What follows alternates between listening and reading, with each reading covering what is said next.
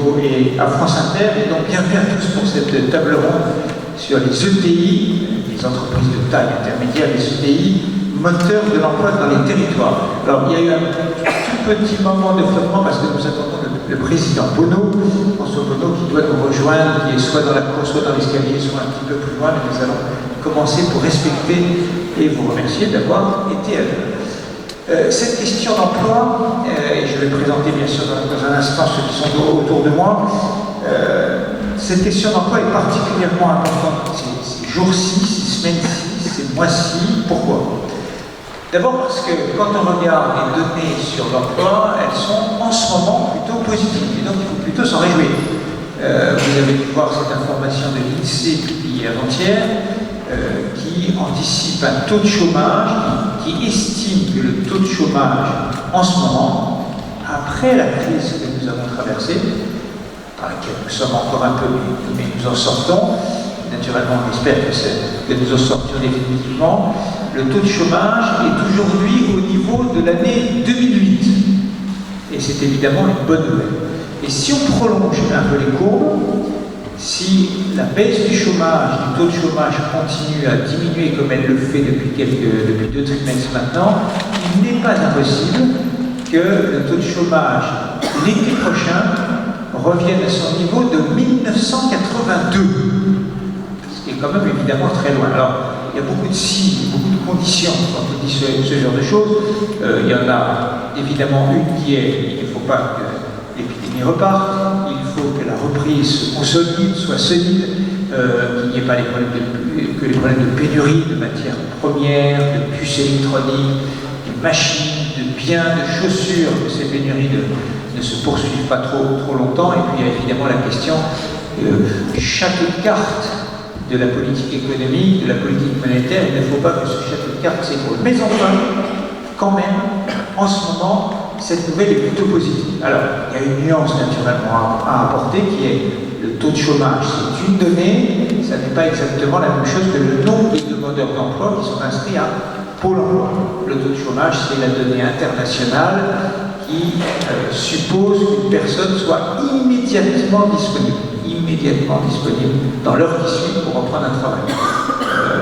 Pôle emploi mesure d'autres catégories. Il y a 5 catégories, ceux qui sont disponibles tout de suite pour travailler à temps plein, 3 millions de personnes, ceux qui recherchent à temps partiel, ceux qui travaillent à temps complet mais qui veulent changer d'emploi, ceux qui veulent travailler à temps partiel, tout en travaillant aujourd'hui à temps complet. Vous avez 5 catégories, et au total ça fait 6 millions de personnes, mais ce 6 millions de personnes, c'est vraiment un mélange de catégories très différentes.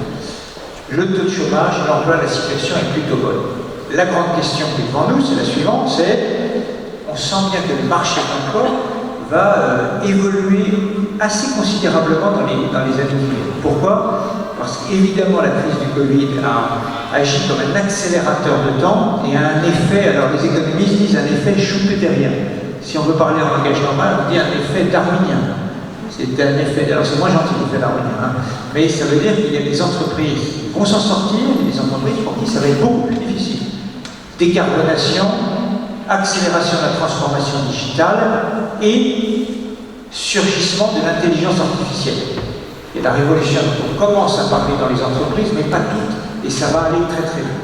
Ces 3 chocs-là, ils sont considérables, et ils vont changer la donne économique. C'est une révolution qu'on n'en a pas connue depuis la fin du XIXe siècle, et dans une moindre mesure après 1945. Donc c'est un choc, des opportunités considérables, mais évidemment un certain nombre de risques. Et ça veut dire que sur le marché de l'emploi, le sujet qui vient venir, sur le marché de l'emploi, vous avez des emplois qui vont apparaissent, et des emplois qui vont disparaître. Je ne prends qu'un seul exemple, et vous l'avez peut-être tous en tête, c'est le cas des fonderies. Il y a une vingtaine de fonderies en France. Évidemment, l'arrivée de grandes usines, de gigafactories pour fabriquer des batteries électriques change profondément la donne pour ce métier-là. Mais c'est le cas dans beaucoup de secteurs. Donc, période d'interrogation, de tension, mais aussi d'opportunités. Et puis, dernier point de cette introduction, quand on réfléchit à la question de l'emploi, c'est qui va créer les emplois. Depuis Longtemps, l'économie française est drivée, est tirée, en tout cas c'est ce qui est plus visible sans être forcément le plus efficace, mais par les grands groupes. Or, on s'aperçoit que les emplois qui sont créés maintenant sont probablement des emplois qui sont créés dans des entreprises de plus petite taille, parce que l'innovation, elle est ailleurs, dans les ETI, dans les startups, dans les TPE, dans les PME, etc. Et les grands groupes, quelle va être leur place demain? La première, disons la start-up la plus, qui est la plus proche d'accéder au CAC 40 en France, qui s'appelle Miracle, vous pensez à Doctolib, ce sont des valorisations de 2, 3, 4, 5, 6 milliards d'euros. Renault est à 7. Vous voyez ce qui est en train de se passer.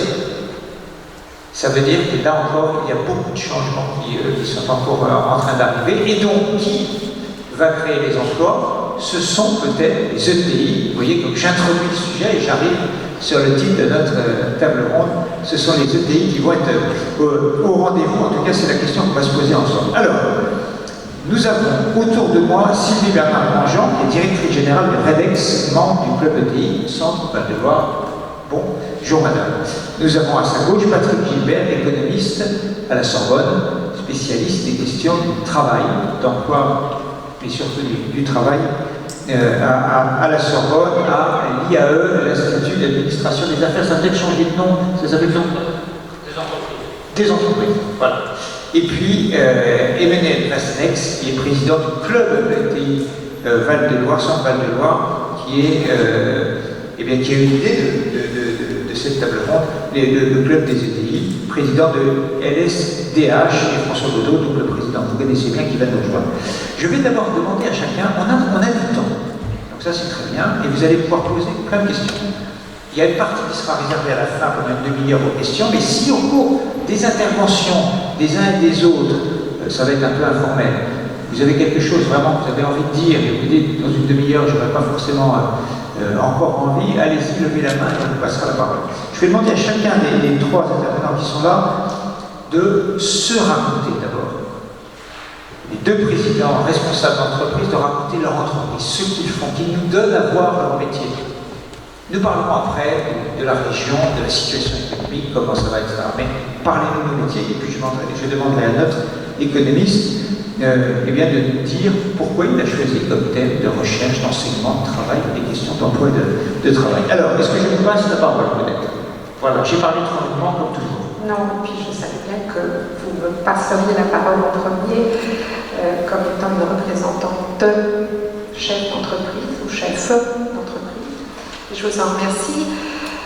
Alors, je dirige une ETI, une ancienne PME, il y a une dizaine d'années, ce qu'on appelle maintenant une PME de croissance, et nous sommes passés en catégorie supérieure à partir du moment où nous avons dépassé les 250 salariés. Notre groupe, qui s'appelle donc le groupe REDEX, est un groupe qui, à l'origine, s'est installé à Ferrières en Gâtinais. Alors j'insiste beaucoup sur le Gâtinais.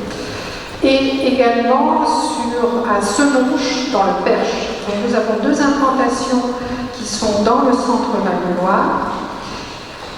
L'origine de la société. Nous sommes maintenant beaucoup plus nombreux puisque nous avons acquis dernièrement des sociétés en Allemagne. Et là, nous sommes à Pforzheim. Et il y a aussi un petit mot très lié à un territoire très précis pour notre établissement de Pforzheim. Alors, qu'est-ce qu'on fait?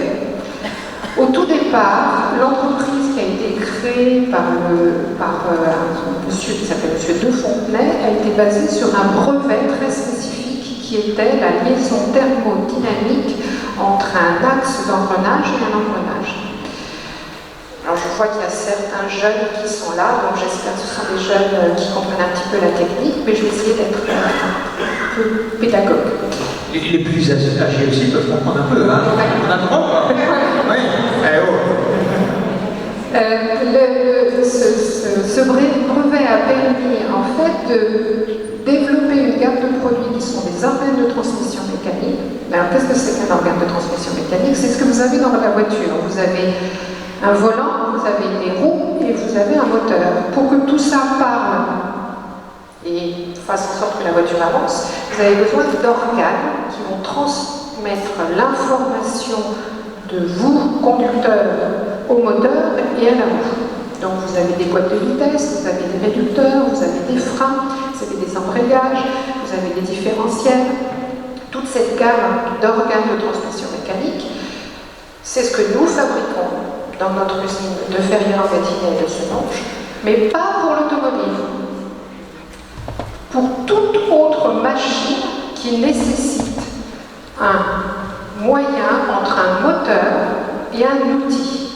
Donc on est très présent sur les marchés de la machine-outil. Entre quelqu'un qui appuie sur un bouton pour faire bouger un axe, le moteur et puis l'outil qui va venir travailler, eh bien, nous avons les organes de transmission mécanique. Donc c'est ce que nous fabriquons. Nous fabriquons cela en France et uniquement en France. Par contre, notre marché, c'est-à-dire les clients vers lesquels on se tourne, il est très international puisqu'on fait plus de 80% de notre chiffre à l'export. Nous avons également une deuxième activité qui fait 50% organes de transmission mécanique, 50% pour des machines ou des solutions technologiques pour la sidérurgie et la métallurgie. Donc, ce sont des laminoirs et des lignes de planage. Donc là, je comprends que personne ne comprend trop ce que ça veut dire. Je suis perdu aussi. Personne dans l'assistante n'ose le dire, mais moi je le dis, je suis perdu. Alors, pour être très simple, nous sommes très en amont de la chaîne de valeur avant que ça devienne ce produit-là. Ce produit-là, je cache la petite pomme, vous voyez là qu'il y a une surface excessivement plane. Les jeunes savent que c'est de l'aluminium anodisé. Pour pouvoir avoir cette surface en aluminium et anodisé, il faut que la création et le planage de cette plaque soient faites sur des machines. Et voilà, c'est ce que nous faisons. Nous faisons des machines qui vont transformer de la matière première pour lui donner des caractéristiques très précises, très dures, très difficiles à obtenir. Et nous travaillons sur ce genre de matériaux au micron. Et un micron, je rappelle que c'est un dixième d'un cheveu. Donc, nous faisons des énormes installations pour la sidérurgie et la métallurgie qui vont travailler au micron. Alors là, vous comprenez également que ce que nous faisons, nous ne le vendons presque même pas en France, puisqu'il n'y a pas d'industrie lourde comme ça en France, donc on le vend aussi à 95% à l'export. Et donc vos concurrents sont pas italiens? Et nos concurrents, alors nos clients sont très lointains et nos concurrents sont italiens, comme vous l'avez dit, ou allemands.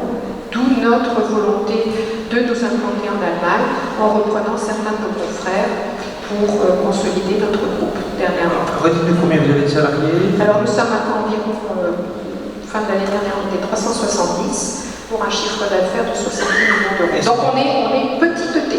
C'est une entreprise familiale. Et c'est une entreprise familiale. Qui n'est pas cotée en bourse. Qui n'est pas cotée en bourse et qui est excessivement libre de ses choix stratégiques et ses choix de développement. Qui vous donne un regard plus sur le moyen long terme peut-être que d'autres. Voilà. Qui, évidemment, c'est redevenu très à la mode. Avant, on était un peu pépère, on était considérés comme un peu des dinosaures, ou du moins des petits potentats locaux. On est redevenu à la mode. À un moment, le balancier repartira, et puis on ne sera plus pas à la mode, mais on sera toujours présent parce que nous sommes très fortement impliqués localement. C'est pour ça que je reviens sur mon Ferrières en Gâtinais, mon Senonches en Perche. Nous sommes très impliqués localement parce que c'est nous. Voilà, les personnes qui travaillent avec nous. Moi, je connais absolument les 370 salariés du groupe. Je les connais tous. Je connais leurs enfants. Je connais ce que font leurs enfants. Eux connaissent mes enfants et ce que mes enfants vont faire. La relation humaine, elle est réelle dans une ETI. Absolument pas. Ce sont essentiellement des ouvrières, alors, des techniciens, il y a des cas, comment ça s'organise? Pour travailler, pour faire en sorte que ça que ce soit précis au micron. Vous comprenez qu'on a des équipes de recherche et développement excessivement poussées et nombreuses. Donc on a aussi bien des docteurs, des doctorants, des techniciens. Et puis ensuite, vous avez besoin de fabriquer, parce que nous sommes une usine. Donc on fabrique, donc on a des techniciens, des opérateurs sur des machines et des opérateurs qui vont monter. Donc on est vraiment dans la gamme totale, depuis le docteur jusqu'à l'ouvrier OS. Voilà. Très bien. Merci à vous. Alors, je passe la parole à Emmanuel Vasnex. Donc, racontez-nous, alors, le club ETI peut-être, mais surtout et d'abord, votre entreprise, LSDH. Bonjour à tous, merci de m'accueillir. Alors, moi je suis en fait représentant d'une entreprise qui ne devrait plus exister, puisqu'on est... C'est un bon début. On a 100 ans d'existence et comme on est une laiterie, et qu'une laiterie en région centre alors qu'il n'y a plus de vaches, c'est pas très pratique. Donc vous pensez bien qu'il a fallu qu'on fasse un certain nombre d'autres choses, je vous montrerai deux, trois exemples. Donc une entreprise ancienne, je rappelle que c'est important, on est au rendez-vous de l'histoire, donc c'est important aussi de dire qu'il y a des histoires, la nôtre a plus de 110 ans. C'était l'époque où on montait des laiteries en fonction de points de récolte de lait. Avec ce lait, on faisait du fromage. On avait un sous-produit qui était le petit lait. Le petit lait, on devait manger des cochons. Et le fromage, on le mangeait effectivement au niveau humain. Et de temps en temps, on mangeait les cochons, etc. C'est comme ça qu'est née l'industrie alimentaire en France. Bien sûr, elle s'est modernisée. Il y a eu un certain nombre d'événements, de guerres, et puis également des réformes, comme celle de la PAC, qui ont modifié complètement les organisations de notre monde agricole, qui d'ailleurs est en très grand danger, et puis notre monde industriel. Donc nous, ma famille a repris cette affaire en 1947, donc l'origine c'est vraiment des producteurs de lait. Ma famille était ébéniste, et puis depuis 1947, de succession en succession, on a effectivement repris cette entreprise avec un trou d'air dans les années 72, puisque pour des questions de succession, un problème de succession dans les entreprises est un problème important en France, et c'est un problème dans les entreprises familiales qui revient tous les 30 ans, puisque c'est effectivement les changements de génération, et il faut s'organiser pour. Et donc pendant plus de 25 ans, l'entreprise a appartenu à un groupe français qui était de la Mayenne, et j'ai racheté moi cette entreprise avec mon papa en 1987. Depuis, on n'a pas cessé de grandir, on a d'abord racheté 50%, puis 66%, puis 100% du capital. Donc là où tout le monde fait de la concentration, on a fait de la déconcentration, et donc on est une entreprise du territoire et on le revendique. Et puis à partir de 1996, on est effectivement parti dans les croissances externes. Nous avons une usine de production de jus de fruits en Alsace, nous avons une unité de production de boissons gazeuses, de sirop dans le Choletais, une usine qu'on est en train de reconstruire pour en faire aussi un site de production laitier. On a racheté une entreprise dans l'Indre, à Varennes-sur-Cruzon, qui effectivement fait du lait de consommation, et sans le savoir, consommer de nos produits tous les jours. Vous avez dans vos frigos des marques distributeurs ou des grandes marques pour lesquelles on travaille au travers de cette évolution. Et donc on a réussi à construire effectivement ce groupe. Et puis, moi j'ai cette caractéristique, les patrons de TI ou de PME d'ailleurs, c'est que nous sommes des entrepreneurs. L'entrepreneur, c'est quelqu'un qui bien sûr a besoin d'argent pour se développer, mais l'argent n'est pas son moteur. Son moteur, c'est l'entrepreneuriat, c'est le développement, c'est la création de valeur avec les gens du territoire. Et nous sommes le territoire, nous sommes des gens du territoire et attachés à ce territoire. Je prends toujours cette image en disant que moi, quand je vais acheter ma baguette de pain, je vais dans la même boulangerie que mes salariés. Et il y en a des fois qui managent des entreprises à plusieurs milliers de kilomètres. Forcément, la relation n'est pas la même. Donc, on a en 2013 racheté une entreprise qui s'appelle Les Crudettes et qui est à l'origine, je vais un petit peu ma pub quand même, qui est à l'origine du premier sachet de salade. Ça, honnêtement, c'était pas prévu. Hein. Il est très fort. Et donc, c'est sorti depuis à peu près un mois, donc vous l'avez dans pas mal de magasins. Et on a donc supprimé effectivement le plastique complètement, puisque c'est un produit qui aujourd'hui à 95% contient du papier. En tant que consommateur, s'il vous plaît, achetez-le parce que c'est effectivement important. Et en plus, c'est des bonnes. Voilà. Les îles de région du Quai-Sévon. Donc, je suis débordé. Donc ça, pour vous imager de façon très claire que cette entreprise donc, de salade à Châteauneuf-sur-Loire, si nous ne l'avions pas repris, elle n'existerait plus aujourd'hui. Et je pense que c'est ça aussi des caractéristiques, c'est que nous arrivons effectivement à développer un certain nombre de choses, bien sûr dans l'évolution telle qu'on le connaît. Mais vous êtes très, non pas attaqué, mais vous êtes très concerné donc par les changements dans les modes alimentaires et l'envie, lait bio bien sûr, mais aussi... Bon, je vais continuer. Ah non.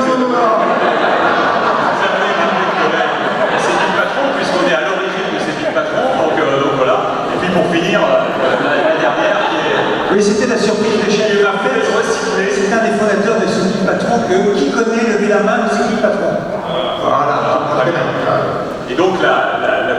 recyclé qu'on vient de lancer effectivement avec Carrefour. Alors je vais y revenir assez rapidement maintenant sur les aspects. Donc aujourd'hui on est un groupe de 2000 personnes, on est 100% familial. J'aurai aussi des problèmes de succession à moi à gérer dans les années effectivement qui viennent. On est sur 8 territoires, on va d'est en ouest sur la partie liquide, de nord au sud sur la partie végétale. On est à Cavaillon, on est à Châteauneuf-sur-Loire, on est à côté de Paris. C'est des produits ultra frais, il faut être très très proche en fait de la livraison.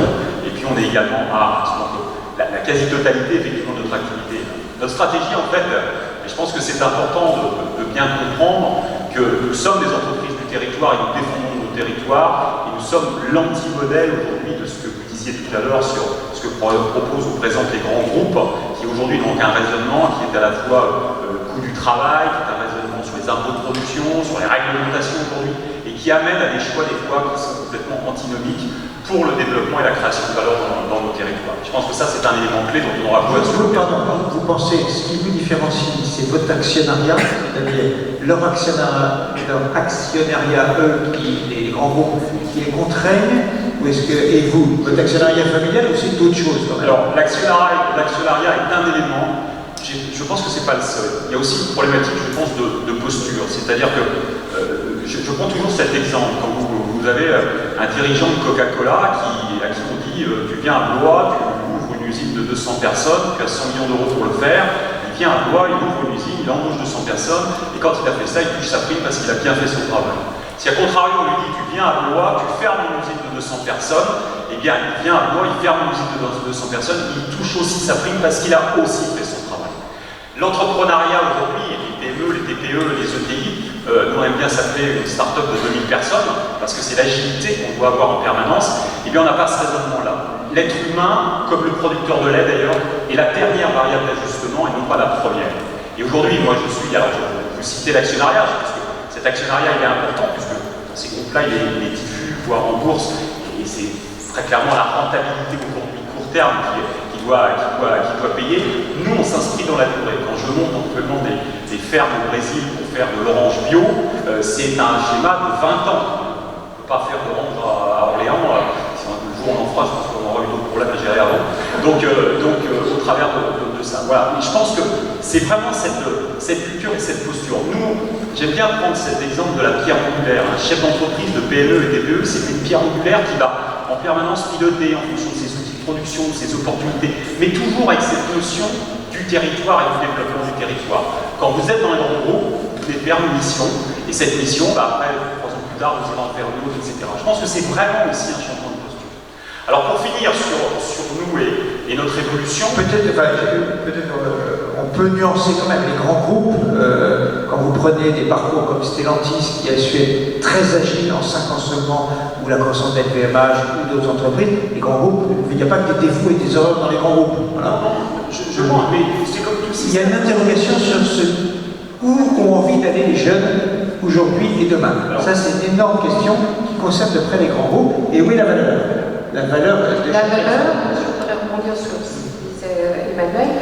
L'actionnariat familial ou l'actionnariat unique, très, très concentré, c'est une chose, mais ça ne se comprend que parce que ça s'appuie sur des valeurs excessivement fortes, le territoire, et la valeur travail. Moi, je suis le pur produit de l'école de la République, avec des instituteurs qui m'ont fait confiance, avec des professeurs qui m'ont donné confiance, et avec des parents qui m'ont inculqué cette valeur travail. Et donc on revient au thème voilà. Le travail, est-ce que ce n'est pas une des valeurs essentielles des ETI? Absolument. Et vous avez encore une dernière phrase de conclusion? Non, juste pour relayer ce qui est important, c'est qu'aujourd'hui, dans notre philosophie, dans notre stratégie, et ça reprend exactement ce que je dis ici, d'abord, on a 3 valeurs fortes qui sont la passion des hommes et des produits, l'ambition d'être un référent dans notre métier. Je pense que quand on a dans la vie l'ambition d'être un tocard, on trouve toujours quelqu'un qui est plus tocard que soi. Par contre, quand on a l'ambition effectivement de relever des défis qui nous amènent à l'excellence, ça nous amène ainsi à nous différencier des autres. Et troisième point, et c'est quand même une caractéristique je trouve très forte, c'est l'humanité. L'humanité, elle va s'exercer vis-à-vis de nos collaborateurs, vis-à-vis de toutes les parties prenantes, nos producteurs, nos fournisseurs, les collectivités, les consommateurs qui sont autour de nous. et puis aussi par rapport à des populations qui aujourd'hui ne sont pas du tout dans la même problématique que nous. Dans l'alimentaire, et je terminerai par là, en fait, moi je trouve qu'on a un comportement qui est très égoïste. Parce que nous, on est en train de se poser la question de comment on fait nos cultures, comment on réduit telle chose, etc. Et je ne dis pas qu'il ne faut pas le faire. Je dis simplement qu'il faut toujours se souvenir qu'il y a 1,5 milliard de personnes aujourd'hui dont le seul objectif c'est d'avoir une fois par jour un peu de riz dans leur gamelle le midi. Et ça, il ne faut pas qu'on l'oublie parce que nous, on ne va pas pouvoir continuer à être dans un bocal, à vivre correctement, à manger correctement, à s'amuser, et les autres pour regarder. À un moment, les autres vont pouvoir rentrer dans le bocal. Donc tout ça et cette problématique de ce qu'on est en train de vivre sur le réchauffement climatique, sur ces évolutions, sont des problématiques qui vont effectivement changer les choses et on va avoir de l'immigration qui va être liée au climat. Nouveauté dans ce cas. Alors, on ne va pas ouvrir tous les tiroirs en même temps, si vous voulez bien. Merci beaucoup, en tout cas. Patrick Gilbert, alors, évidemment, vous avez un autre regard, un autre point de vue, au sens propre. Qu'est-ce qui pousse un universitaire à choisir les questions d'emploi et de travail comme centre de recherche et d'enseignement et sur votre carrière, très courte, qu'est-ce que vous avez vu comme évolution qui vous semble importante? Alors, pour rassurer la salle, je ne me sens pas dépaysé. En fait, moi je suis un universitaire un peu sur le tard, puisque je suis passé par les cases d'entreprise. D'abord, j'ai travaillé curieusement dans les ETI, avant de travailler dans un grand groupe industriel, où j'étais responsable de la prospective des métiers de l'emploi. Ce qu'on appelle parfois la gestion prévisionnelle des emplois et des compétences. Avant d'aller vers un organisme d'études et de conseil, et puis finalement de plonger à l'université il y a quelques années quand même, mais j'avais toujours une fréquentation depuis quelques temps. Mais, et d'en venir finalement à retravailler avec les ETI. C'est pourquoi finalement. Parce que les grandes organisations, d'ailleurs je me suis sauvé quand j'étais à la direction générale, dans l'orbite de la direction générale de grands groupes industriels, parce que je ne rencontrais que des directeurs qui eux connaissaient assez peu de choses du terrain et j'étais frustré. C'est la raison pour laquelle j'ai fait ce passage ensuite dans un organisme d'études et de conseil qui m'a permis d'abord d'avoir une compréhension aussi de la relativité des solutions. Selon qu'on est dans le tertiaire, dans le monde industriel, dans la high-tech, enfin, il y a tout type d'industrie, de voir que finalement, en dehors du fait que j'ai été amené à voyager, de voir qu'il y a des cultures d'entreprises qui sont, pour reprendre ce terme, qui sont extrêmement différentes, qui sont liées à des composantes sectorielles. Donc, faire cet apprentissage-là permet de relativiser, de jamais se mettre en position de dire comment on devrait vivre. Sachant. Voilà. Parce que d'abord, je le dis très clairement à mes collègues de façon régulière, pour moi, il n'y a rien à dire si on n'a pas vu les entreprises faire. On peut les aider à réfléchir à partir d'une réalité. Moi, je ne travaille pas sur des bases de données. Je travaille en relation dans des enquêtes de terrain, donc en relation avec les entreprises de façon directe. Et c'est vrai que c'est plus facile d'avoir une compréhension des tenants et aboutissants quand on est dans les ETI, où il y a à la fois, il y a un certain ordre. J'ai aussi travaillé parfois pour des très petites ETI, ou des PME, parfois on a du mal à s'y retrouver, parce qu'il y a une complexité qui est liée au fait que le terrain qui est nécessaire, un chaos qui est difficile à percevoir. Dans les ETI, on a à la fois cette flexibilité, cette capacité d'innovation, et en même temps une organisation qui offre une visibilité. Est-ce que, donc vous enseignez les questions d'emploi et de travail, est-ce que ce souci que vous avez de garder un lien et d'avoir un intérêt pour les entreprises, est-ce qu'il vous semble très partagé dans le monde de l'enseignement supérieur à la Sorbonne? Bon, je ne vais pas vous donner des noms. Je crois que ça dépend. Ma question n'était pas du tout une question piège, c'était une question totalement ouverte. Disons, c'est une préoccupation partagée par plusieurs de mes collègues au sein. Je travaille dans un labo qui s'appelle Mutation, Anticipation, Innovation. Donc, très branché et lié avec Paris et très en lien avec le monde des entreprises. Mais je ne dirais pas que tout le monde partage cette préoccupation dans le monde académique. Monsieur le Président, j'ai deux questions à vous poser. La première, c'est, vous êtes un responsable politique. À quelles occasions, comment, quelle régularité un responsable politique de votre envergure, un président de région, vous êtes en contact avec les milieux économiques et les entreprises? Comment ça se passe? On vous imagine débordé par les assemblées, les réunions, etc. Quels sont vos contacts et votre regard sur les entreprises? Ça, c'est ma première question. Et la seconde question, c'est, brossez-nous peut-être, alors, vous allez parler devant un auditoire qui connaît cette région, mais quelle est la situation économique et en termes d'emploi de la région dans laquelle nous sommes? Alors, merci pour ces deux questions. Les interventions précédentes, je crois, vont illustrer ma réponse. Aujourd'hui, il faut bien comprendre que la responsabilité du développement économique qui incombe aux régions, qui a été renforcée par la loi d'Homme, loi qui a fait de la région et les agglomérations, métropoles, les deux pivots de l'accompagnement du développement économique, avec une responsabilité forte pour la région, font que la responsabilité qui est la mienne, elle n'est pas marginalement interpellée par l'économie, elle est centralement interpellée par l'économie. Fait partie avec le domaine de l'éducation, de la formation professionnelle à peu près de même niveau, et puis je dirais autre niveau, celui des transports. Mais c'est au moins le tiers des responsabilités, c'est une part importante du budget.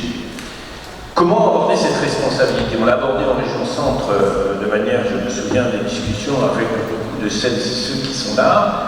On l'a abordé en se disant il faut qu'on bosse collectif et il ne faut surtout pas qu'on fasse une strate supplémentaire qui vienne se switcher sur tout ce qui existe, etc. On a créé une agence de développement économique régional, DEVEUP, et dans cette agence, on n'a quasiment aucun nouvel emploi. Par contre, on a coordonné ce que fait la Chambre de commerce et d'industrie, ce que font les branches, ce que font les intercommunalités, ce que peut faire l'État dans le domaine de la recherche, etc. On a coordonné à l'échelle de cette région 400 professionnels du développement et de l'accompagnement du développement économique. Et donc, une fois qu'on a mis ça en place, une fois qu'on a mis les contrats d'appui au développement, etc., il y a deux manières de faire. Ou vous le vivez simplement par des arbitrages sur dossier, ou vous essayez d'être là où vous êtes attendu, sur le terrain, pour comprendre véritablement ce qui se passe et pour accompagner le développement.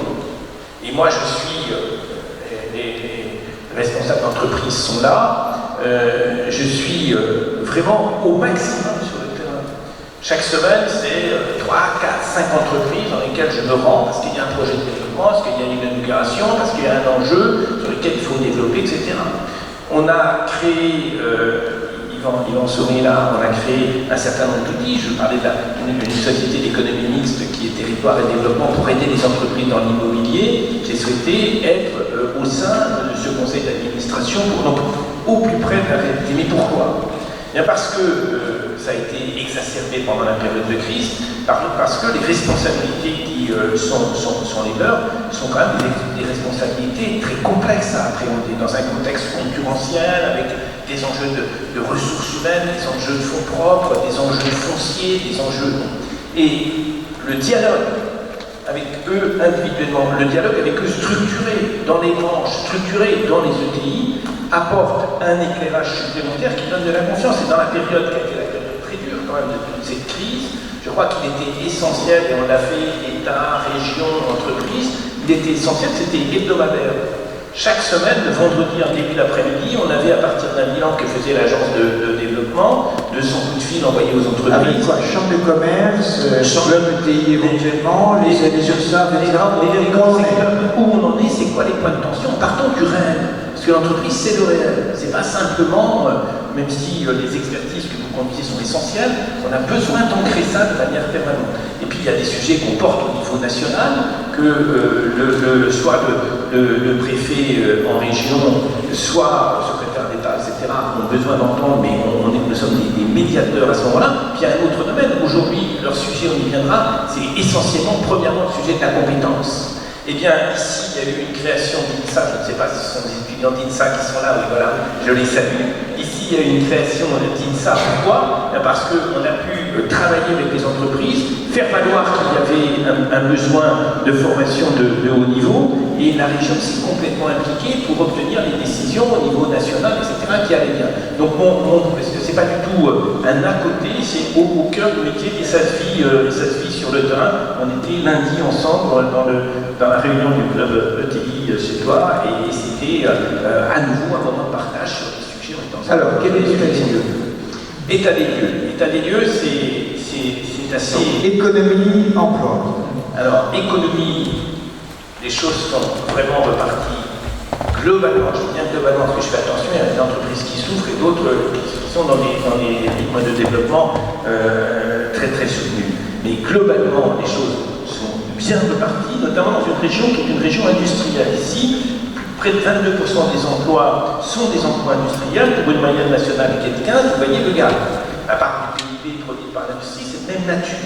Donc dans cette région industrielle, on est bien reparti, et c'est important de le dire parce que l'industrie est beaucoup plus fragile que les services dans des périodes comme celle-là. On est bien reparti car les entreprises utilisent tout ce qu'elles ont pu avoir dans la mobilisation de l'État, non pas pour combler les trous de trésorerie, mais pour investir pour les produits et les services de demain, c'est très important, un renforcement de vos dynamiques de création.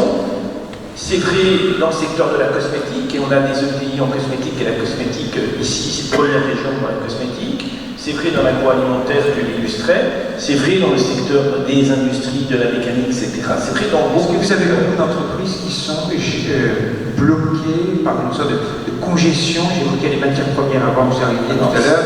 Et plus est-ce que vous avez des établissements qui sont arrêtés? Matières premières et puis approvisionnement d'éléments dans les systèmes. On a quand même un certain nombre d'éléments dans les systèmes qui sont très très durs aujourd'hui à importer, ce ne sont pas des matières premières, mais qui retardent des fabrications. Donc on a ce point-là, il est réel, et il faut absolument que nous y répondions. Et ça pose d'ailleurs le problème, c'est un autre débat, mais ça pose le problème de l'autonomie et de la relocalisation. Dans ce que Emmanuel Weinsnecht montrait tout à l'heure, ces protéines végétales qui sont désormais, qui vont être fabriquées ici, c'est très important. On a des circuits électroniques pour l'automobile qui étaient systématiquement fabriqués en Asie, qui sont en train de revenir, et on a des principes actifs de médicaments qui étaient en Inde et en Chine, pour lesquels des entreprises de pharmacie, qui sont des grandes entreprises, mais qui sont des sous-traitants très avancés en pharmacie, sont en train de réinstaller sur le territoire. Ce sont là que quelques Vous avez quoi, une dizaine de projets de relocalisation? Une trentaine de relocalisation. Agnès Pannier-Runacher, qui est la ministre en charge, dit que sur la France, on en est à 530. Alors, je ne sais pas très bien ce que ça recouvre. On a beaucoup vu jusqu'à maintenant les ferragants et les gants chirurgicaux. Mais il y a beaucoup d'autres choses qui sont en cours. Vous nous dites aujourd'hui qu'il y a beaucoup de relocalisations qui sont en cours. Absolument, je vous dis, on chiffre de manière très concrète et engagée une trentaine de relocalisations sur le territoire de la région. Alors, on va demander à votre voisin de droite après s'il est d'accord. Le principal, mais bien sûr, enfin, moi je suis prêt à partager ça, parce que ce que je dis, c'est votre choix à vous, c'est notre dynamique, c'est pas une espèce d'affirmation politique, j'ai pas de ça n'aurait pas d'intérêt. Donc, je veux insister là-dessus. Globalement, donc, une santé, mais avec des situations difficiles, tous les sous-traitants qui travaillent pour l'aéronautique, et je tourne vers vous, sont quand même aujourd'hui dans une situation où la reprise est moins rapide, où ça reste compliqué, etc. Il faut qu'on les en tête. Mais on parlait de relocalisation, on a aujourd'hui la relocalisation de confection qui est de manière embryonnaire, mais il s'agit d'un chef d'entreprise qui a 17 000 emplois au Laos, au Cambodge et en Tunisie, qui est en train de réimplanter 200 emplois sur Orléans, donc en confection. On voit cette... Vous pouvez donner son nom là? Bien sûr, c'est Scafi Europe, oui. Je suis journaliste, j'en branche des infos. Oui, mais pas de problème. Je vous le fais rencontrer et on aura des chroniques sur Inter qui seront encore merveilleuses. Merci à vous. Donc, c'est passionnant. Et alors après, donc l'état de santé, il est celui-ci, avec un enjeu, je le pose et qu'on pourra en débattre, qui est un enjeu de compétences, de ressources humaines et de qualification. Aujourd'hui, dans une région d'industrie, le manque d'appétence de trop de jeunes pour les métiers de l'industrie pose véritablement problème, j'allais dire quasiment à tous les niveaux de la chaîne de compétences. Et notre objectif, ça rejoint la compétence d'orientation, éducation, etc. Notre objectif, c'est d'être à l'écoute des entreprises pour, avec elles, ramener une vision différente de ces métiers qui sont des métiers passionnants. Plus précisément sur l'emploi, pour finir, vous êtes en situation de sous-emploi, de difficulté, on va demander évidemment au chef d'entreprise et à l'économiste après, mais difficulté de recrutement qui se voit au niveau macroéconomique de la région, ou est-ce que l'adéquation entre le marché de la formation, et je vois un certain nombre d'étudiants qui sont là, le marché de la formation et les besoins des entreprises, ça colle à peu près? Alors, d'abord, dire aux jeunes, c'est pas de la pub, Emmanuel est venu avec l'idée, moi j'ai rien amené, etc. Mais je vous dis une seule chose, restez en centre-Val de Loire, j'ai parlé des métiers industriels, des métiers de la recherche, des métiers du développement lié à l'industrie, etc. Il y a sur ce territoire énormément de possibilités. Le sujet aujourd'hui, il est autour de ça, on l'a partagé lundi, on est au seuil du moment où des marchés vont être refusés dans l'industrie, parce que, non pas que l'investissement ne serait pas possible, non pas que la recherche et le développement seraient en retard sur d'autres régions du monde et freineraient la compétitivité, parce qu'on craint de ne pas être capable de mobiliser les compétences. Alors globalement, 7% de chômage dans cette région, pour une région industrielle, c'est pas mal, c'est même bien, en général, ce sont les régions industrielles qui souffrent le plus. La moyenne nationale est à 8,2, donc la dynamique que vous imprimez ensemble, elle pèse globalement sur le plan d'emploi. Vous considérez, les experts, qu'à partir de 5% de chômage, c'est très difficile de trouver des compétences en réserve, etc. Donc vous êtes super attentifs à ça, et donc on travaille à ce que nos jeunes, soient très très intéressés par ces métiers qui sont des métiers en développement sur des territoires comme les nôtres. Merci, bien sûr, je vais vous redonner la parole très rapidement. Alors, je ne sais pas, dans les chefs d'entreprise et après, Patrick Gilbert, lequel de vous deux veut donner son regard sur la situation du marché de l'emploi? Et de votre balcon de l'entreprise, ça se passe horriblement mal, terriblement bien, poussé entre les deux, et il y a des points d'amélioration. Alors, je voudrais apporter une certaine nuance sur les compétences. Nous sommes une entreprise, comme je vous ai dit tout à l'heure, avec des docteurs, donc des doctorants, jusqu'au l'ouvrier. Je n'ai aucun problème de recrutement chez les jeunes ingénieurs, chez les docteurs, les doctorants. Je n'ai aucun problème de recrutement sur les techniciens dits supérieurs, plus 3, 4. Parce que la formation qui est à disposition en France et l'état d'esprit des jeunes qui rentrent à l'INSA Blois ou à l'INSA Rennes fait qu'ils viendront à Ferrières-en-Gâtinais. Ils viendront à Ferrières-en-Gâtinais parce que j'offre également un poste qui, dans une ETI, lui permet d'avoir la liberté qu'il souhaite, des responsabilités beaucoup plus importantes que si c'était dans un grand groupe ou dans une PME, et puis parce que le sujet est très intéressant, le sujet est très technique, pour un mécanicien, un ingénieur mécanicien, il va s'éclater. Donc je n'ai pas trop de difficulté à le recruter, mais j'ai un gros problème pour le garder. Gros problème pour le garder parce que lorsque, au bout de ces 2 ans, 3 ans de formation chez nous, il commence à devenir vraiment productif et qui va apporter quelque chose à la structure, à l'entreprise, et ben il va pouvoir avoir une petite copine qui est infirmière et qui ne trouvera pas de poste infirmière en Gâtinais, ou bien alors il va avoir un enfant et il n'y a pas de crèche infirmière en Gâtinais, ou parce que sa mère vient et il n'y a pas de médecin infirmière en Gâtinais. Donc j'ai un gros problème pour le garder et je n'ai aucune solution pour le garder. Et là, c'est vraiment une coopération entre la région et les entreprises qui fait que ces bassins d'emploi très... Et je vais faire Ferrières-en-Gâtinais, et c'est pas Montargis, c'est un bassin d'emploi très sinistré. Il va falloir qu'on travaille ensemble. Et puis ensuite, il y a l'autre partie. Les usines, ça veut dire fabrication, ça veut dire des ouvriers spécialisés, des techniciens d'atelier. Bac pro. Combien de jeunes sont en total décrochage scolaire et ne rentreront pas du tout dans le marché de l'emploi parce qu'ils n'ont ni les compétences, ni je ne veux pas dire la volonté, mais l'envie de rentrer dans un marché du travail dans lequel ils vont pouvoir s'épanouir.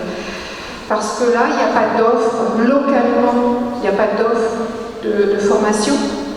Ou s'il y en a un, ben, il n'y a pas les moyens, parce que si un jeune bac pro, il faut qu'il ait une voiture pour aller entre sa formation entre Orléans et Ferrières-Gagny. Il n'a pas la voiture, il n'a pas le permis. Après, pour avoir un logement, il n'a pas le logement, donc il laissera tomber. Donc on a c'est totalement disparate. J'ai l'impression que l'importance de ce qu'on appelle les NEETs, ceux qui sont ni en emploi ni en formation, ça monte depuis quelques années, c'est stable. Il y en a à peu près 1 million en France à peu près. Moi je les côtoie tous les jours. J'ai l'impression que ça ils sont de plus en plus. Alors pourquoi, à votre avis? Quelle est l'analyse que vous faites? Parce que vous avez utilisé un mot qui doit être, vous avez dit qu'ils ne peuvent pas ou qu'ils ne veulent pas. Alors c'est vrai que l'oreille se dresse et on imagine que l'immense majorité veulent.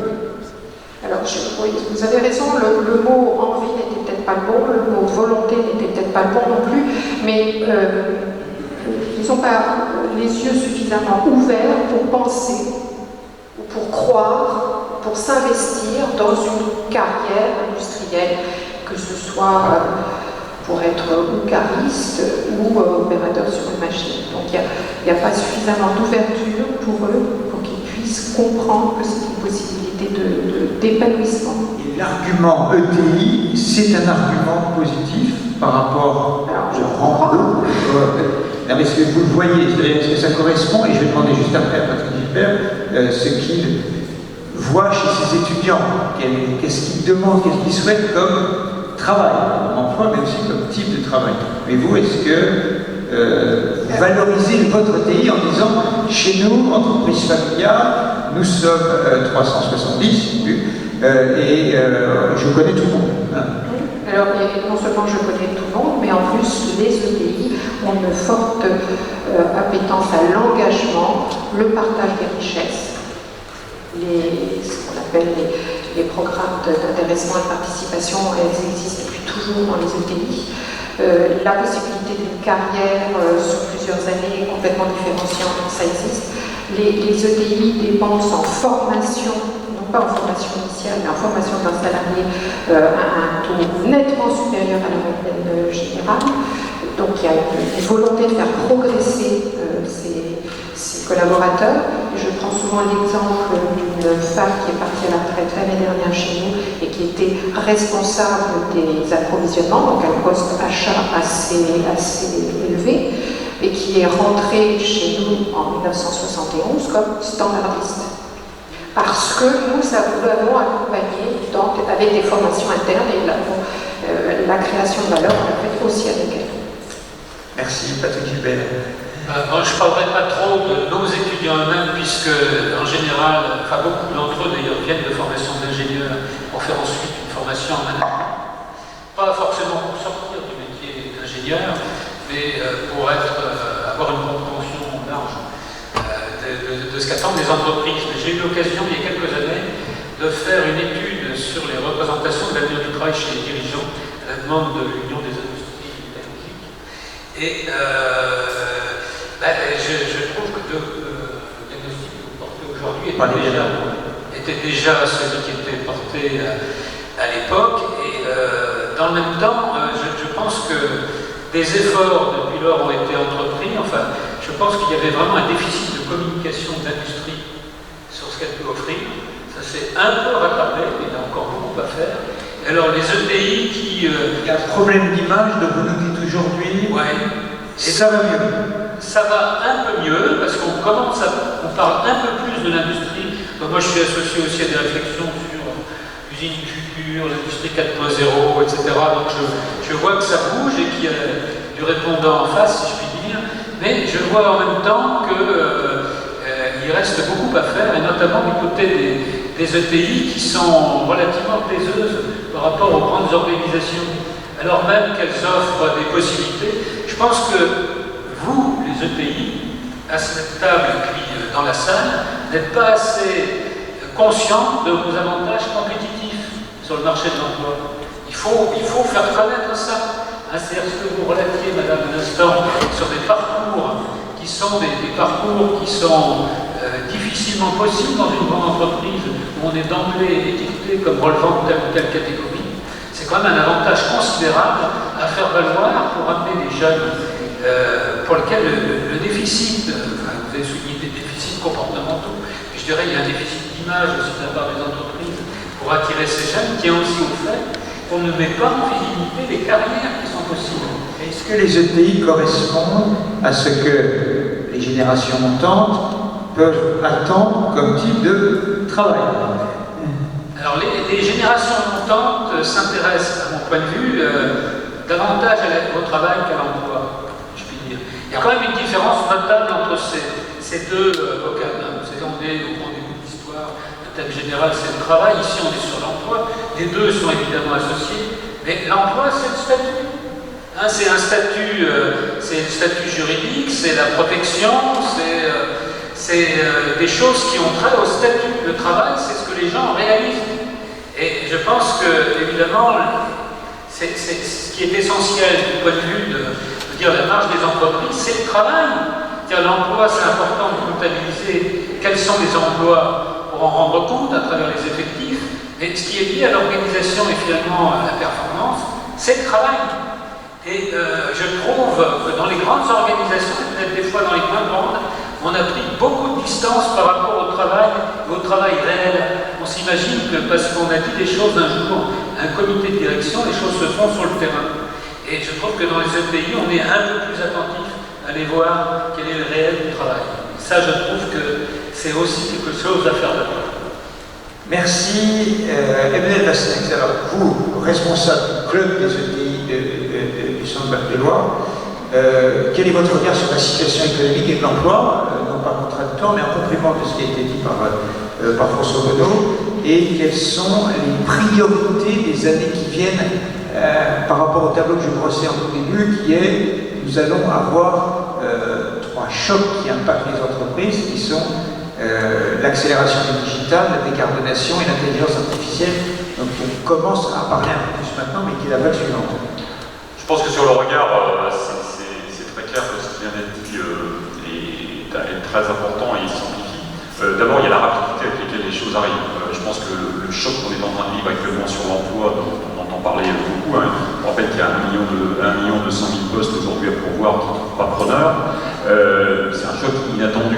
On a eu la crise Covid, il y a eu ensuite toutes ces complexités qui sont liées, vous l'avez dit, aux matières premières, aux erreurs qu'on a commises par le passé de sortir de France et pas d'Europe même et d'envoyer en Asie, et on voit tout de suite que quand le système se bloque, ça pose un certain nombre de problèmes. Et au-delà de perdre des produits, on perd aussi des compétences. Aujourd'hui, il y a un certain nombre de choses qu'on est incapable de refaire de façon immédiate dans le pays. Les situations, elles sont, François l'a dit, très irrégulières. Je prendrai par exemple tous les métiers qui sont liés à l'hôtellerie, la restauration, qui aujourd'hui souffrent énormément. Et au-delà de la partie rémunération, il y a la partie qualité de vie. C'est-à-dire que nous, on a beaucoup recruté pendant ces 2 années des gens qui venaient de l'hôtellerie et de la restauration. Et finalement, ces gens-là ont goûté à une organisation de vie personnelle avec des soirées, des week-ends, des vacances, justement au moment où les autres travaillent dans l'hôtellerie. Et ils se disent finalement, on est plutôt mieux payé, on a plutôt des... Alors certes, on a peut-être un petit peu de liberté, mais les organisations qu'on arrive à créer. Donc aujourd'hui, il n'y a pas un chef d'entreprise qui aujourd'hui ne se plaint pas de difficultés de recrutement, à la fois en nombre et puis également en compétences. Donc ça, c'est un point qui est important. Ensuite, je rejoins tout à fait l'idée sur la relation au travail. Nous, on vit des choses qui sont étonnantes. D'abord, je rejoins tout à fait ce qu'a dit Sylvie sur les cadres, les ingénieurs, etc. Nous, on a zéro problème. Parce que les valeurs, et ça c'est ce qu'on appelle la marque entreprise, c'est-à-dire les valeurs qu'on va porter, l'attention qu'on porte aux gens, dire bonjour le matin, c'est des choses toutes bêtes, mais c'est des choses aujourd'hui qui comptent dans l'attention qu'on porte les gens. Donc, on n'a aucun problème, d'autant plus qu'on a un retour des gens qui vont travailler dans les grandes entreprises, qui aujourd'hui, ou dans les administrations d'ailleurs, et sont lassés en fait par la complexité du système et l'absence de sens, l'absence de en quoi je suis utile en fait finalement dans ce que je fais, et qui reviennent et qui disent bah, je vais retourner dans des plus petites structures parce que là au moins j'ai des contacts avec les gens, j'ai une liberté de décision, je peux entreprendre, on me laisse plus d'espace, c'est pas toujours évident, etc. Donc dans ces catégories-là, finalement, on a effectivement peu de difficultés. Là où c'est très très compliqué, c'est sur effectivement ce qu'on appelle les opérateurs de production, que l'on a tous dans nos usines. Alors pourquoi c'est compliqué? C'est compliqué parce que d'abord, on a quand même un défaut de formation, et je pense que moi je crois qu'il faut qu'il y ait un rapprochement impératif beaucoup plus important entre l'éducation nationale, et ça c'est la formation initiale, et les entreprises, parce que tout le monde ne sera pas bac plus 5, et on a des gens aujourd'hui qui font des métiers formidables dans nos entreprises par des cursus d'apprentissage, etc. Est-ce que c'est pas déjà le cas? Est-ce que la réforme de l'apprentissage, ce qui permet de demander aux uns et aux autres l'appréciation sur la réforme de l'apprentissage, et le fait que ce soit maintenant les milieux économiques qui déterminent pour l'essentiel ce que seront les CFA, les centres de formation des apprentis, les programmes? Alors, pas de changement majeur. Je pense que l'intention est bonne. Après, nous avons, nous, en tant que citoyens, une problématique avec l'apprentissage. En France, ce n'est pas le cas en Allemagne, par exemple, où l'apprentissage vraiment fait partie d'une culture. Quand on a des enfants, on n'aspire pas à ce que nos enfants ils soient apprentis pour devenir pilote de machine, etc. On aspire à ce qu'ils soient ingénieurs, on aspire à ce qu'ils travaillent dans la fonction publique, etc. Et ça, je pense qu'il faut qu'on change vraiment de posture au travers de ça, parce que c'est une véritable problématique de fond. Alors qu'on a des métiers, comme encore, qui sont des métiers formidables, et qui derrière vont donner effectivement beaucoup d'opportunités. Et derrière les organisations, alors, il faut distinguer deux choses. Il y a la formation initiale, où là on a un vrai regard à avoir avec l'éducation nationale, que les enseignants viennent plus dans nos usines, qu'on partage plus, qu'on implique plus. Moi je suis un produit de la formation par alternance, je sais ce qu'elle m'a apporté, c'est absolument génial parce qu'on met des choses concrètes sur effectivement de la théorie. Donc ça, il faut qu'on le cultive, qu'on le développe, qu'on l'amplifie, mais qu'on n'ait pas dans nos entreprises des alternants, des stagiaires qui fassent entre guillemets des tout petits boulots. Il faut qu'ils soient intégrés finalement dans la vie d'entreprise. Nous gardons 93% des alternants que nous formons. Pourquoi ça? Parce qu'ils participent à la vie d'entreprise au-delà des métiers qu'ils peuvent réaliser. Donc ça, c'est tout le travail sur la formation initiale, et là, il y a un mouvement. Il faut quand même, excusez-moi, je ne sais pas si des enseignants d'éducation nationale vous ne voyez pas dans mon propos une attaque personnelle, mais je pense très clairement qu'il faut aujourd'hui qu'il y ait une remise en cause. Et on a envie de vous poser une question et une remarque tout à l'heure. On va le faire. Qu'il y ait une remise en cause aujourd'hui de la relation entre l'entreprise et l'éducation nationale. Et puis ensuite, il y a la formation tout au cours de la vie. Et ça, vous l'avez dit tout à l'heure, cette accélération qu'on dit sur le numérique, sur l'environnement, sur tout ce qui va se passer au niveau climatique, etc., c'est une accélération fabuleuse. Et il faut qu'aujourd'hui, on forme tout au long de la vie, effectivement, nos collaborateurs pour qu'ils restent calés. Moi, je suis un agro de formation, je ne suis pas du tout un ingénieur mécanique, mais la première partie de ma carrière, j'ai fait à conduire des machines avec mes collaborateurs. Je savais régler des machines à embracage. Vous avez peut-être à peu près bien fait, vous savez régler, vous savez retrouver. Aujourd'hui, une machine par un électromécanicien, c'est tout des servomoteurs, etc. Qu'est-ce que font les gars? Ils prennent des cartes dans la réserve de cartes, et quand ça marche pas, ils changent la carte. Mais ils n'ont plus la logique. Donc, c'est de la compétence aujourd'hui qu'on a totalement perdu au niveau de la complexité. Un électromécanicien aujourd'hui, dans une entreprise, c'est 3 ans de formation. 3 ans de formation. Vous vous rendez compte, quand vous investissez 3 ans de formation et que vous le perdez derrière, l'échec que c'est au niveau effectivement de la structure. Voilà, donc je crois qu'on a et ces formations tout au cours de la vie, ça rejoint, alors vous parliez des CFA, ça rejoint aussi la formation continue, qui je pense aujourd'hui il y a des moyens colossaux qui sont dépensés, à mon avis, qui sont mal utilisés, et au travers de ça. Et puis dernier point, le problème que je cite sur l'industrie, il n'est pas que sur l'industrie. Hein, je pense qu'il y a des problèmes aussi de recrutement dans les hôpitaux, tous les métiers qui sont liés effectivement à ces métiers du monde médical sont complètement exposés. Donc il faut qu'on ait une véritable, pas révolution, mais en tout cas évolution dans le comportement. Et quand j'entends François qui dit il faut effectivement rapprocher le besoin de l'entreprise, et nous on doit plus aller dans l'entreprise qu'avoir des espèces de formations qu'on parachute à des moments, ça je pense que c'est une très bonne idée. Parce que nous on exprime le besoin, et je ne dédouane pas la responsabilité pour les chefs d'entreprise. Nous n'avons pas bien fait. Très clairement. Parce que la remarque qui est souvent faite, c'est si vous avez des difficultés de recrutement, c'est parce que les salaires ne sont pas assez élevés, que les conditions de travail ne sont pas bonnes, et on pense évidemment à l'hôtellerie et restauration. Et on voit que la profession a mis sur la table une hausse de 9%. Donc il y a un sujet. Bien sûr, bien sûr. Et alors après, il faut voir, c'est toujours pareil, on part. C'est-à-dire qu'effectivement, ils n'avaient pas de 13e mois, ils n'avaient pas de participation et d'intéressement. Tout ça, c'est des choses aujourd'hui qu'on a mis en place dans notre l'augmentation d'intéressement, elle est de 88 dans l'entreprise, et il y a un mot d'entreprise, c'est on travaille à un objectif commun qui est de gagner ensemble, donc on a gagné au partage. Et quand cette notion du partage est très très forte dans les ETI, et beaucoup moins dans la Est-ce que vous vous dites, pardon, je vais être très concret, vous vous dites, dans la période, nous avons un malaise sur la planète entière, dans les pays occidentaux, sur les classes moyennes, sur l'évolution des salaires des classes moyennes a été très faible. Elle a été, c'est un constat purement factuel. Ça a été faible depuis 30 ans.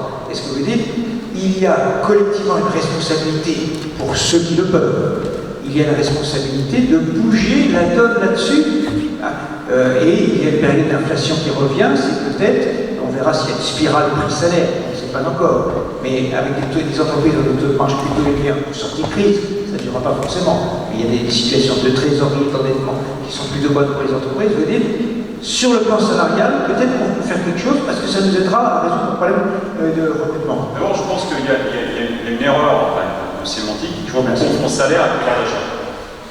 On peut mettre tout le monde à 10 000 €, mais si le coût de la vie évolue de la même façon, on n'aura pas plus de gens heureux. Donc il faut faire très attention. J'étais en Suisse il y a une semaine, les Suisses, le kilo de la salade elle vaut 4 €, ils sont beaucoup plus payés, mais derrière leur pouvoir d'achat aujourd'hui se réduit de la même façon. Donc je pense que ça, il faut effectivement qu'on travaille à ce niveau-là. Je ne dédouane pas qu'on a dans un certain nombre de métiers des efforts à faire au travers de ça. Après, on a aussi le problème, c'est qu'il faut qu'on reste compétitif dans une organisation. Je ne parle pas des Chinois ou des Indiens. Je dis qu'aujourd'hui, entre ce qui se passe en Espagne, ce qui se passe en Italie ou ce qui se passe en Allemagne, le coût du travail, je parle du coût du travail et pas des salaires, il y a les charges qui pèsent soit au niveau salarial, soit au niveau patronal, aujourd'hui sont déconnectées par rapport à ce que l'on veut faire. Deuxième point, les impôts de production. Nous subissons aujourd'hui 80 milliards d'écart aujourd'hui avec l'Allemagne en termes d'impôts de production. Je suis désolé, ça paye un moment ou un autre. Donc cette pression, elle va s'exercer. Et tout à l'heure, vous parliez de la relance. Moi, je suis beaucoup plus modéré sur les choses qui vont revenir. Je ne voudrais pas qu'on oublie non plus qu'il y a l'endogène. L'endogène, c'est les entreprises qui développent aujourd'hui sur le territoire qui sont implantées. C'est là qu'il faut aussi s'en occuper, à mon avis, de façon importante, parce qu'elles ont plus de chances de créer de l'emploi et de développer que qu'on fasse revenir des monstres, effectivement, et qui vont venir chez nous au travers de ça. Et donc, je finirai là-dessus. Je dis que nous avons, j'ai parlé de la marque employeur, j'ai parlé de la posture que l'on devait avoir, du sens, de l'attention qu'on devait porter aux gens, de l'évolution des métiers, de la formation, etc. La rémunération est un élément, ce n'est pas le seul élément. Ok, merci. François Bonneau, je voudrais vous parler peut-être un peu longuement, mais des politiques publiques. C'est-à-dire, que peut une région, sachant qu'au niveau national, il y a eu un plan de relance de 100 milliards d'euros, avec pas mal de crédits pour la formation professionnelle, notamment, une réforme de la formation professionnelle. On sait que mardi prochain arrive un nouveau plan de l'ordre de 30 milliards d'euros, qui est un plan d'investissement dans les technologies d'avenir, que ce soit les batteries électriques, que ce soit les fintechs, soit les biotech, que ce soit l'hydrogène. Comment ça ruisselle de l'État jusqu'à une région comme la vôtre? Alors, il y a deux dimensions dans relance, dans investissement. Il y a la dimension de l'intervention directe auprès d'entreprises. Et il faut reconnaître qu'à l'échelle d'une région comme Centre-Val de Loire, étant donné les solidarités, les proximités qui existent entre les entreprises, les services, etc., on a collectivement réussi à bien mobiliser les enveloppes nationales et à faire en sorte qu'elles soient plus captées proportionnellement pour les entreprises de notre région, dans les entreprises de notre région qu'au niveau national. Là, l'écosystème a bien fonctionné. Et puis, il y a, et ça, c'est au moins aussi important, et à long terme, c'est plus important, il y a ce que j'appelle l'écosystème porteur. C'est quoi l'écosystème porteur? C'est lorsque vous avez, par rapport à des dominantes, on a parlé de la mécanique, on a parlé de l'agroalimentaire, de la parfumerie, etc.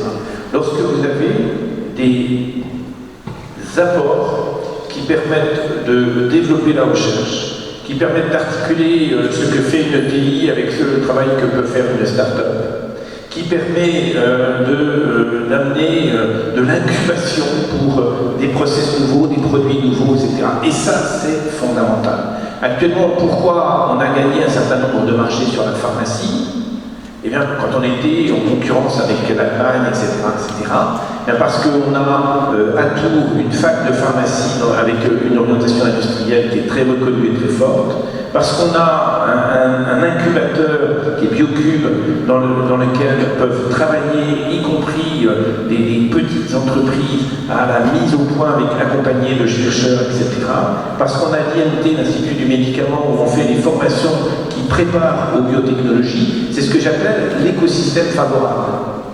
Et l'écosystème favorable, c'est aider des entreprises sur un secteur à se projeter dans de bonnes conditions, même quand elles sont PME, sur un salon à l'international. C'est favoriser la mise en place du club ETI, c'est favoriser les relations au sein des branches. Ça, c'est l'écosystème favorable. Et la relation entre public et privé là-dedans, il faut démystifier. Parfois, on est interrogé, alors finalement, nos impôts, vous faites des chèques aux entreprises avec nos impôts. On interpelle nous les élus parfois. Et c'est une question qui est légitime, hein, je ne la prends pas pour... Mais il faut expliquer ce qu'on fait. On ne donne pas un chèque à un chef d'entreprise. On peut aider un processus de développement parce qu'il est absolument impérieux pour franchir l'étape de compétitivité, ou on peut développer. Ça, c'est vraiment fondamental. Donc je crois aujourd'hui que, à la fois dans le plan de relance, à la fois dans le grand projet qui est le projet de l'investissement de demain tel qu'il est annoncé par le gouvernement, c'est indispensable que l'industrie, avec tous les enjeux, tous les défis qui sont posés aujourd'hui, puisse être largement accompagnée. Et je crois qu'on est d'accord sur la notion de relocalisation. La relocalisation n'aurait aucun sens s'il s'agissait de prendre une entreprise qui est en Chine aujourd'hui, en Inde aujourd'hui, la prendre et venir la poser chez nous. C'est pas ça la relocalisation. La relocalisation, c'est la compétitivité de nos entreprises pour qu'elles fassent du développement sur le produit de demain. Et qu'elles puissent aller, quand j'ai parlé de le circuit, sur on monte en compétences, on monte en recherche, etc. Et on va être demain compétitif pour prendre en charge ici ce qui était produit en Chine hier. Donc ça, je crois que c'est une nouvelle forme de développement. Ça suppose que nous ayons des outils de formation, des outils d'accompagnement international, des outils de recherche, des outils de développement particulièrement performants. Mais le sens de ma question, et je la complète, c'était aussi, est-ce qu'il y a une bonne articulation entre les annonces de tout en haut, plan de relance, plan d'investissement, et ce qui arrive sur le terrain? Est-ce que ça se passe bien? Oui, globalement, il peut y avoir des hôtels. 100 milliards, qu'est-ce qui s'est passé? Franchement, les entreprises ont porté leur dossier vers les services de l'État. Ils ont été expertisés, services de l'État, services de la région.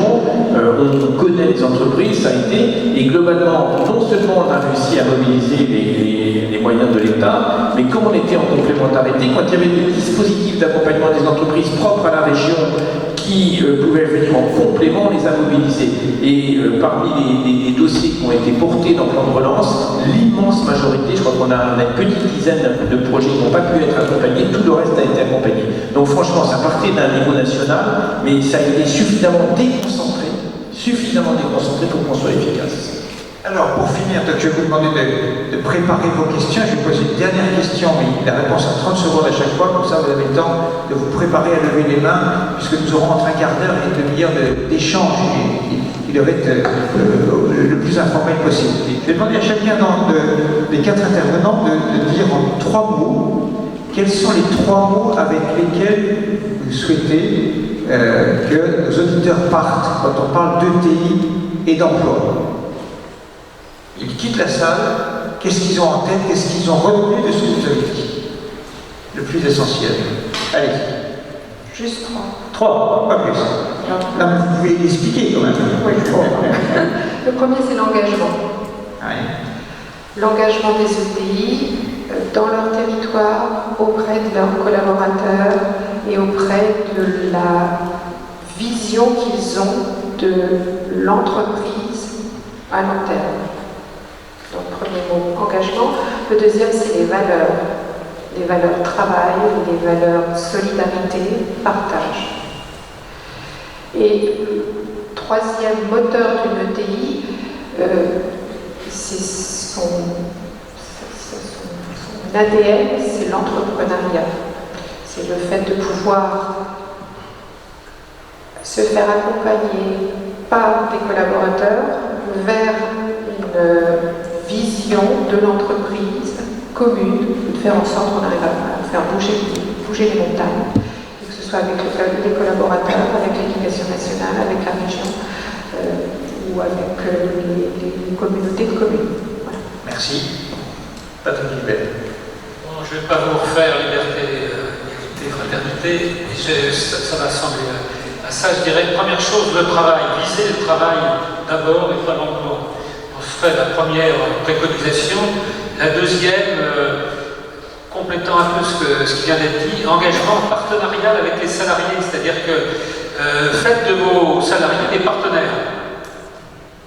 Et puis le troisième, viser le collectif, travaillez pas seul, hein, parce que,